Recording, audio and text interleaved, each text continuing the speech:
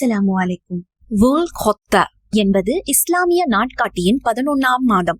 மேலும் அல்லாஹ் பரிசுத்தமாக அறிவித்த 4 புனித மாதங்களில் ஒன்றாகும். இந்த மாதத்தில் போர் மற்றும் சண்டை கடுமையாக தடை செய்யப்பட்டதால் ஹஜ் பயணிகள் மற்றும் பயணிகளுக்கு அமைதியும் பாதுகாப்பும் கிடைத்தன. இது வுல் ஹிஜ்ஜாவை முன்னிட்டு அமைதி மற்றும் வழிபாடுக்கான ஒரு சிறப்பு மாதமாகவும் கருதப்படுகிறது. வுல்ம் என்பது தவறு செய்வது, அநியாயம் செய்வது அல்லது அடக்குமுறை காட்டுவதை குறிக்கலாம். ஒருவரின் உரிமையை பறித்தல் அல்லது அவருக்கு தீங்கு செய்வது. இது அல்லாஹ்வின் கட்டளைகளை மீறுவதையோ அவன் நிர்ணயித்த எல்லைகளை தாண்டுவதையும் குறிக்கலாம். இஸ்லாமில் வுல்ம் கடுமையாக கண்டிக்கப்படுகிறது, ஏனெனில் அல்லாஹ் அநியாயத்தை நேசிப்பதில்லை. தீனார் என்பது ஆரம்ப கால இஸ்லாமிய வரலாற்றில் பயன்படுத்தப்பட்ட பழமையான அரபு தங்க நாணயம் ஆகும்.